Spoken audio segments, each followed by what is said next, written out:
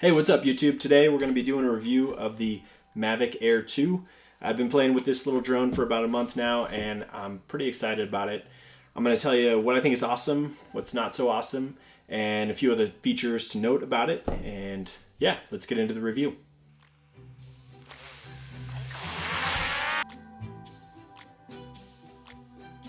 So to give you a little context, I've been flying this thing, and also I have a Mavic Pro, an old model that I have just been messing around with for a while. It's my first drone, decided to get a cheap one, and it's nice to compare it to this because in terms of price, they're at a similar price point. You can get the used Mavic Pro for like around $700-800 with the Fly More kit, and the Mavic Air 2 is $799.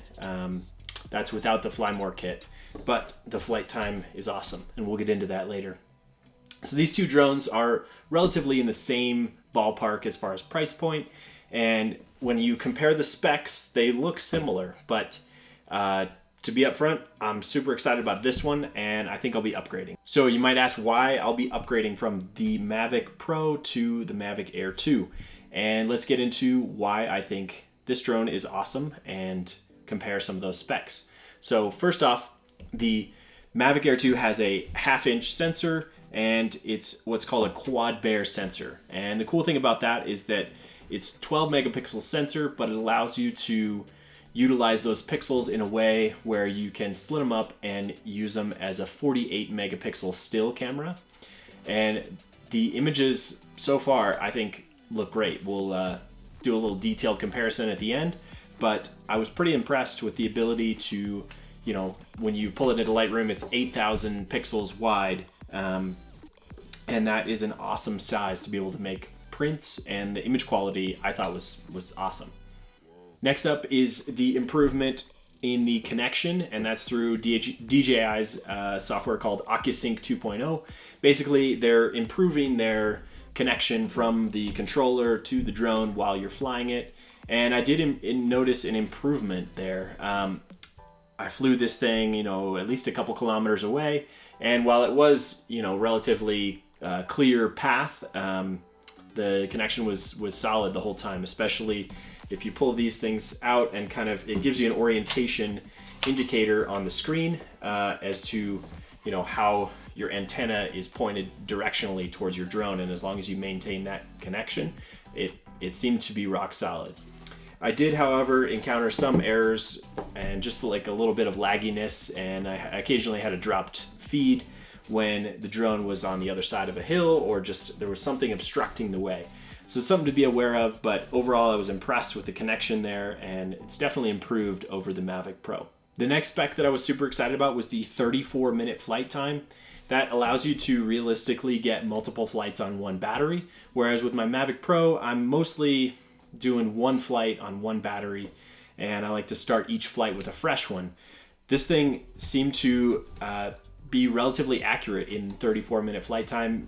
I was flying it mostly at higher altitudes, up 13,000 feet, and I did notice a slight decrease, probably just because maybe the air is thinner and it's just windier and has to work harder at that altitude, but I was consistently getting 25 plus minutes out of one charge on this battery, which is awesome and much better than my Mavic Pro. The other cool feature that this thing boasts is the tracking feature, where you can easily just draw a box on the phone screen as you're flying and hit track, and it will follow you. I did a few tests in the backyard just to see how well this thing could navigate the relatively tricky flight environment that, if I'm flying myself trying to track somebody, I definitely couldn't have done as well as this thing did through the AI software. So that was pretty impressive, dodging trees and sticks, and it did a really good job. A few times it did clip branches, but it managed to consistently fly, and you didn't really notice it in the footage. So having the ability to track yourself just makes it that much easier as a solo creator to, draw a box around yourself and get some cool footage if you don't have somebody else to fly while you're doing something interesting. I haven't personally used the Mavic Air, but I looked up some tests, and this thing with the increased prop size is roughly 20 decibels, somewhere in the 8 to 20 decibel range, quieter than the Mavic Air, which is awesome. I noticed this thing, it flies relatively quietly, and if you get it up in the air and you're flying around some people, it's not that noticeable. It's a distant noise, and it's not like a constant buzz that people are wondering, hey, where's the drone? The next big thing is the controller. You'll see this thing is relatively large in comparison to the drone. I was a little bit disappointed at first when I saw how large this controller was, but it feels nice in your hands, and the battery life is awesome. This thing will charge your phone while you're flying, which is awesome because I often find that my phone is, I use it for so many things that the battery gets drained down, and it's nice to not have to worry so much about, is my phone charged, is my drone charged, and is the controller charged? That just eliminates one thing when you're going out to fly. The other thing I liked about this was the mount, the phone mount being on the top is just really clean and simple, and it just makes more sense when you're looking at it for that phone screen to be at the top. It's also a simpler design where you can just pop it in, it holds it with a little spring-loaded mechanism, and I liked that it didn't require you to remove your phone case when you actually go to fly that. It's just one less step. If there's a sunset going off, it's one less thing that you have to keep track of. You can just pop your phone in there and not worry about the case. A couple more features that I think were awesome. The obstacle avoidance on the front, back, and bottom. It doesn't have upward or side obstacle avoidance, but the obstacle avoidance sensors that it does have seem to work really effectively, especially when you're using those tracking modes.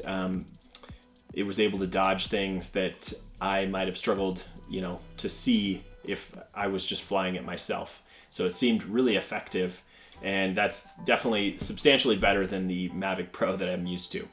So it's nice to have that as a backup just to keep you from crashing. And overall, the biggest thing that the Mavic Air 2 is awesome at is just the performance to size ratio. This thing is pretty small, pretty lightweight. Don't hesitate to put it in my bag. But it offers amazing performance, being able to get a 48 megapixel still photo out of it and get the 4K 60 HDR video it's awesome. The quality coming out of such a small package was what really impressed me. So now that I've kind of raved about how awesome this thing is, let's talk about some of the things that aren't as awesome. First off, the controller. I was kind of bummed that they didn't put a digital screen on here. On my other drone, I like having that screen. It gives you some information that doesn't have to clutter up the phone display. I like the phone display to be as clean as possible, just eliminate everything so that you can focus on what you're seeing in your photos or your video.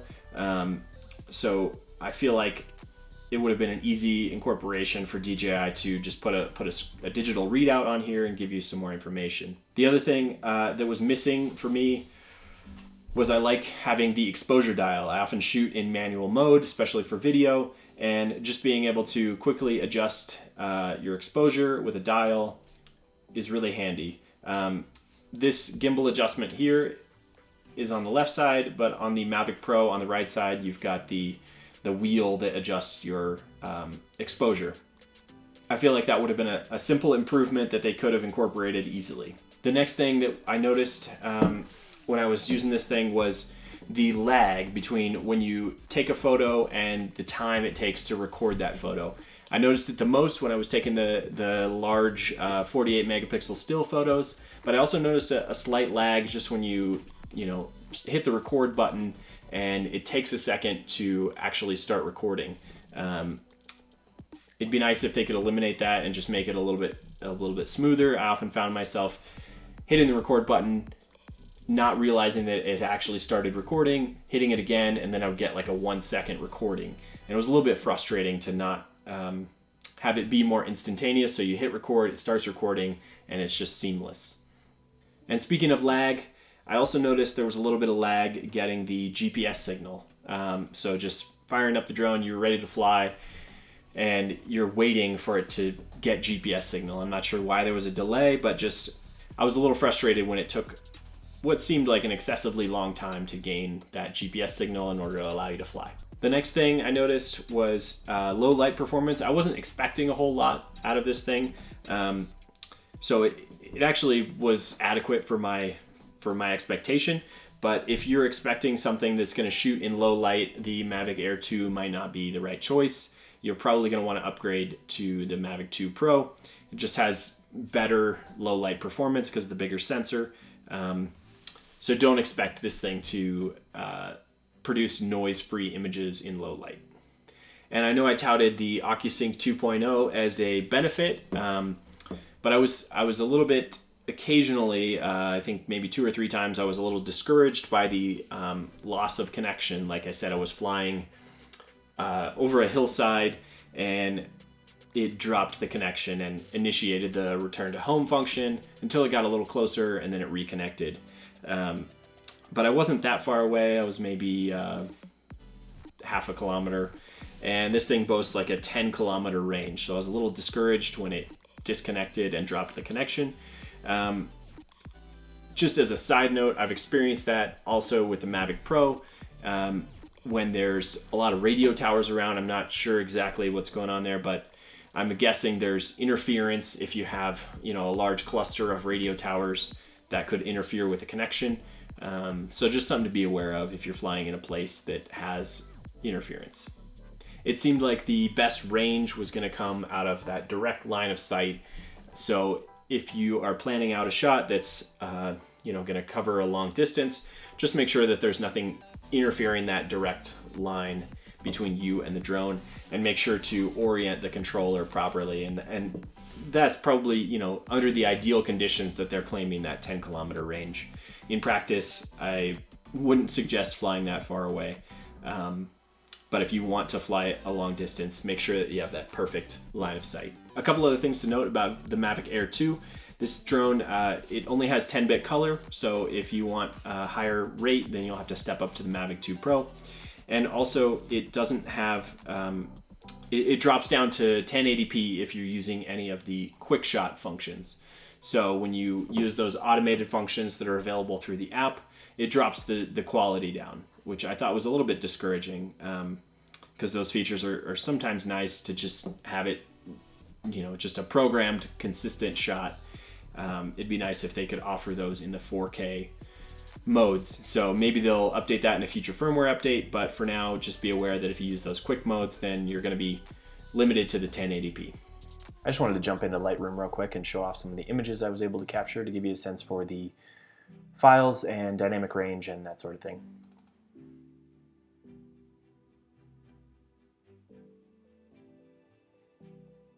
So overall, the dynamic range is pretty impressive, especially with the size of sensor it has. If you you can see the ISO of this image is around 240, and you can see there's starting to be a little bit of noise, especially in the shadow areas. So I wouldn't recommend shooting it much above that, and you can see I was really kind of pushing it with sharpness here at 1/15th of a second, but it seemed to do okay.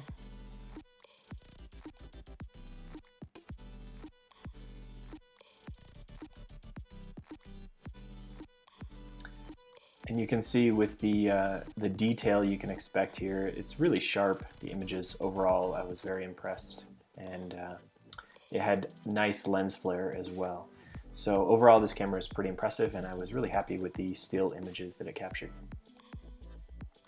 So those are the main pros and cons that I found between this drone and previous versions.